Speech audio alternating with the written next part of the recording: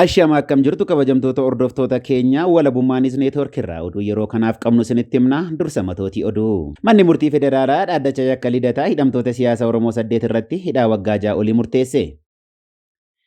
Jibuutiitti walitti bu'iinsa saba Affaarii fi Sumaalee gidduutti uumameen namoonni miidhamuun gabaafame.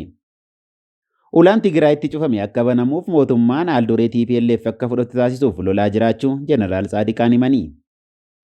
Oduu yeroo kan isin waliin turu ani galgaloo tufaatii amma oduu bal'inaan. Manni murtii federaalaa dhaddacha yakka lidataa hidhamtoota siyaasaa Oromoo 8 irratti hidhaa waggaa 6 olii murteesse. Manni murtii federaalaa dhaddacha yakka lidataa oolmaa adoolessa 26 bara 2013 akka lakkoofsa Habashaatti ooleen himatamtoota galmee Konodeel Gammachuu ayyaanaa jalatti himatamanii turan keessaa namoota 8 irratti murtii adabbii waggaa 6 hanga waggaa 6 fi ji'a 6 murteessuusaa abukaattoon hidhamtoota siyaasa Oromoo obbo Tasfaayee Mokonnon himaniiru.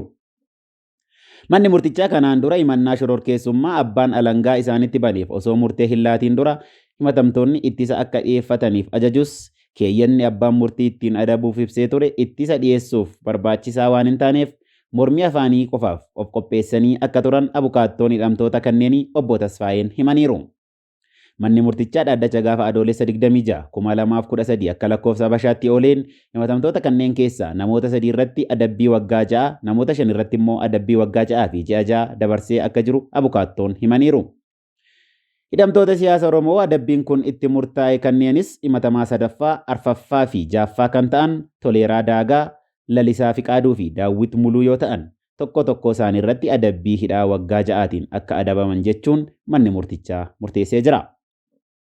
Himatamaa 11ffaa, himatamaa 13ffaa, himatamaa 14ffaa, himatamaa 16ffaa fi himatamaa 17ffaa kan ta'an Abdii Dhaabaa, Malkaa Wiirtuu, Amaanu'eel Beekkataa, Biqilaa Garbaa fi Gadaa Roobaa ammoo adabbiin hidhaa waggaa 6 fi ji'a 6 akka itti murtaa'e abukaattoon hidhamtoota siyaasa Oromoo obbo Tasfaayeen himaniiru. Himatamtoonni kunneen yakka dalagan qabaatanii otoo hin taane sababa Oromummaa isaanii fi ilaalcha siyaasaatiin yakkamanii dhiibbaa mootummaatiin adabbiin shiraa kun irratti murtaa'eera. Galmee Konodeel Gammachuu ayyaanaa jalatti himatamanii kan turan himatamtoota 20 yoo ta'an isaan keessaa Konodeel Gammachuu ayyaanaa beellama yeroo darbee irratti bilisa jedhamanis yeroo ammaa kana bakki isaan itti hidhamanii jiran hin beekamu. Jibuutiitti walitti bu'iinsa saba Affaarii fi Sumaalee gidduutti uumameen namoonni miidhamuun gabaafame. Gabaasaaleen akka mul'isanitti walitti bu'iinsa saboota Sumaalii fi Affaar jidduutti Jibuutii keessatti uumameen namoonni muraasni ajjeefamanii kaan miidhaaf saaxilamaniiru.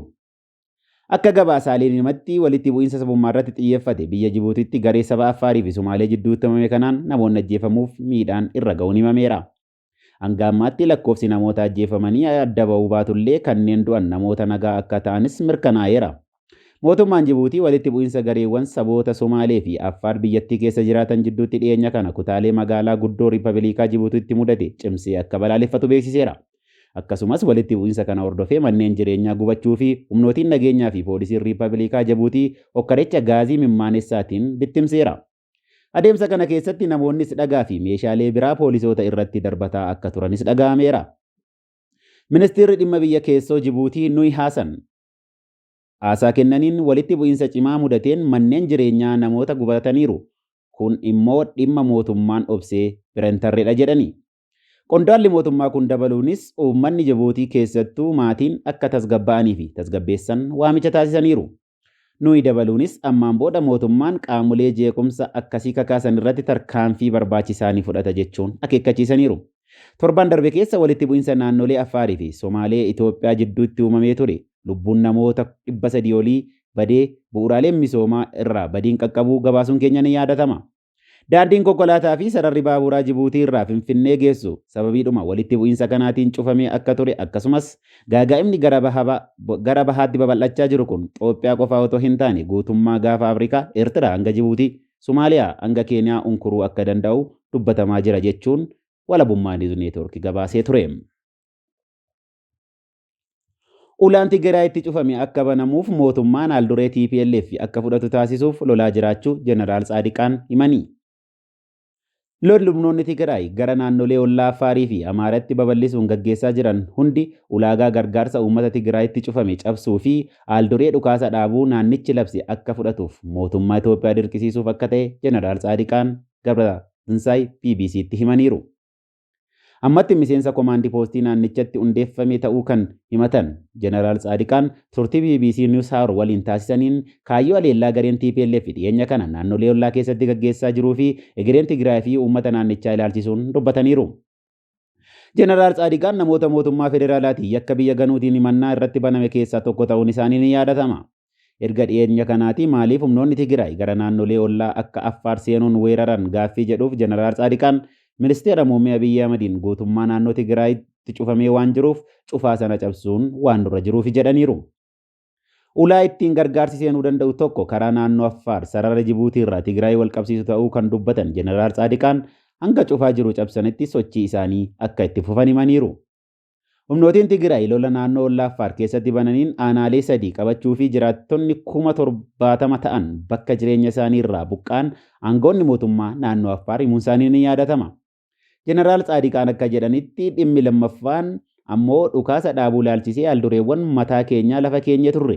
Kanaaf ammoo mootummaa federaalaa irraa sirnaan deebii waan hin kennamneef dhiibbaa uumuufis waraana cimsinee itti fufna jedhaniiru.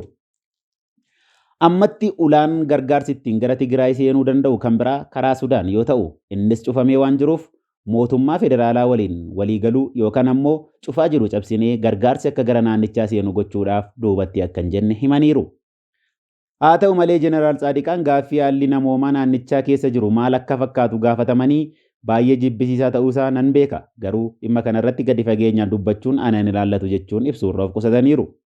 Humnoonni Tigraay maaliif naannoo Amaaraa keessa seenuun weeraran gaaffii jedhuufis Jeneraal Tsaadiqaan sochiiwwan waraanaa hundi yeroo kana gaggeessaa jiran kaayyoo gurguddoo lamaaf ta'uu BBC'tti himaniiru.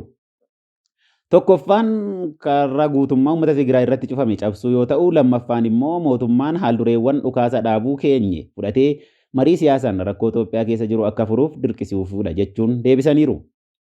Milishoonni naannoo Amaaraa Tigraay lixaa qabatanii akka jiran kan dubbatu Jeneraal Tsaadiqaan lafa keenya eessattiyyuu deebifachuun keenya waan hin oolleef kaayyoon opereeshinii waraana yeroo ammaa karra cufame cabsuu fi haaldureewwan dhukaasa dhaabuuf labsine akka fudhatuuf mootummaa irratti dhiibbaa gochuufidha jedhaniiru. Humnoonni TPLF kan mootummaan shororkeessaa jedheenis haaldureewwan dhukaasa dhaabuuf guutamuu qabu jedhan irratti deebii dhiyeenya kana baasuun isaanii ni yaadatama.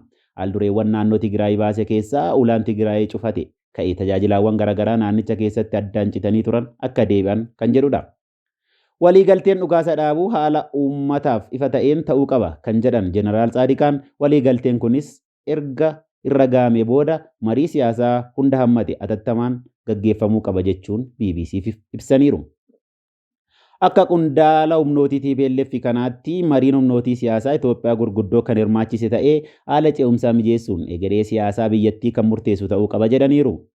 Egereen uummata Tigraay fedhii uummatichaatiin kan murtaa'u malee fedhii fi yaada dhaaba siyaasaa tokko miti kan jedhan qondaalli kun hiree murteeffannaas ta'e akkaataa sirna federaalaatiin itti fufuudhaaf marii humnootii siyaasaa Itoophiyaa keessa jiranii murtaa'a jechuun himaniiru. Waraana naannoo Tigraay kun hambisuun kan danda'amu ture kan jedhan Jeneraal Tsaadiqaan ofii koo aangawoota Tigraay fi mootummaa federaalaa waliin ta'uudhaan waraanicha hambisuuf kanan danda'u hunda taasisullee sababa mootummaan federaalaa lakkinicha karaa nagaan furuuf hin barbaanneef hin milkoofne jechuudhaan gaaffii fi deebii BBC waliin godhan irratti himaniiru.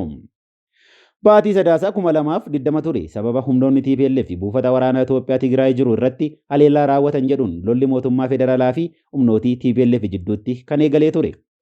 Lola kanaan lammiileen kumaan lakkaaman yoo lubbuu dhaban kitila kan ta'an immoo qe'ee fi qabeenya irraa buqqa'aniiru. Ammattis lolli kun Tigraay irra darbee naannolee akka Affaarii fi Amaaraatti ce'uun lammiileen dabalataa 1,000 lakkaaman akka buqqa'an taasiseera.